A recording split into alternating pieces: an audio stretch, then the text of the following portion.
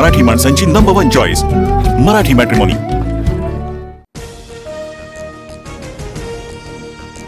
उद्धव ठाकरेंच्या वाढदिवसानिमित्त राज ठाकरेंची पोस्ट। या पोस्टमध्ये राज ठाकरेंकडून उद्धव ठाकरेंचा शिवसेना पक्षप्रमुख असा उल्लेख। राज ठाकरेंकडून उद्धव ठाकरेंना पुष्पगुच्छ देत वाढदिवसाच्या शुभेच्छा। ठाकरे बंधूंमध्ये 20 मिनिटं चर्चा। राज ठाकरेंकडून मातोश्रीवर बाळासाहेबांच्या खुर्चीलाही नमस्कार। मला खूप आनंद झाला। राज ठाकरे शुभेच्छा देण्यासाठी मातोश्रीवर आल्यानंतर उद्धव ठाकरेंची पहिली प्रतिक्रिया। भाऊ एकत्र आल्यास वाईट वाटण्याचं कारण काय? राज ठाकरे आणि उद्धव ठाकरेंच्या भेटीवर अजित पवारांची प्रतिक्रिया। दोन्ही भावांकडून जुन्या आठवणींना उजाळा। बाळासाहेबांच्या खोलीत राज ठाकरे आणि उद्धव ठाकरेंमध्ये व्यंगचित्रांवर सुद्धा चर्चा। संजय राऊतांची माहिती। राज ठाकरे उद्धव ठाकरेंच्या वाढदिवसानिमित्त मातोश्रीवर गेले असतील तर चांगली गोष्ट। राज ठाकरे उद्धव ठाकरे भेटीवर गिरीश महाजनांचं वक्तव्य। राजची ही घटना आनंददायी। राज ठाकरे मातोश्रीवर जाणं हे शुभ संकेत। उद्धव ठाकरे आणि राज ठाकरेंच्या भेटीवर प्रकाश महाजनांची प्रतिक्रिया। राज ठाकरे मातोश्रीवर गेले त्यात नवल वाटण्यासारखं काही नाही। छगन भुजबळांचंही विधान।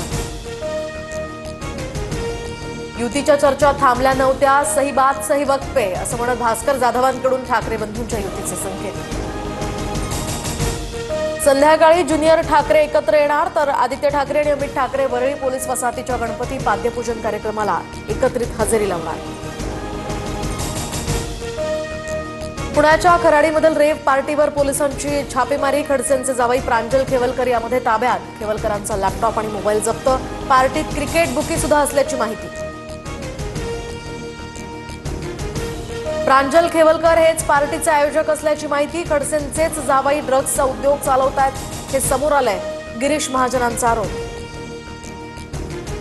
तपासातनं तथ्य समोर येईल। कुणाला अडकवण्याचा प्रयत्न होत असेल तर सहन करणार नाही। एकनाथ खडसेंकडून स्पष्ट।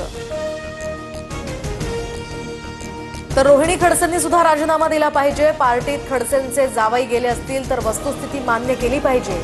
प्रवीण दरेकरांची या प्रकरणावर प्रतिक्रिया। खडसे सरकारवर तुटून पडले आहेत त्याची किंमत त्यांचं कुटुंब मोजतंय। प्रांजल खेवलकरांना ताब्यात घेतल्यानंतर संजय राऊतांची टीका। कायद्यासमोर नाती गोती आणि पक्ष नसतो। कोण कुणाचा नातेवाईक आहे म्हणून कुणाला सूट नसते। पुण्यातल्या रेव पार्टीवर सुधीर मुनगंटीवारांचं विधान। रेव पार्टीचा बनाव करून खडसेंचा आवाज दाबण्याचा प्रयत्न। स्वायत्त यंत्रणांचा गैरवापर सुरू। सुषमा अंधरेंचाही आरोप।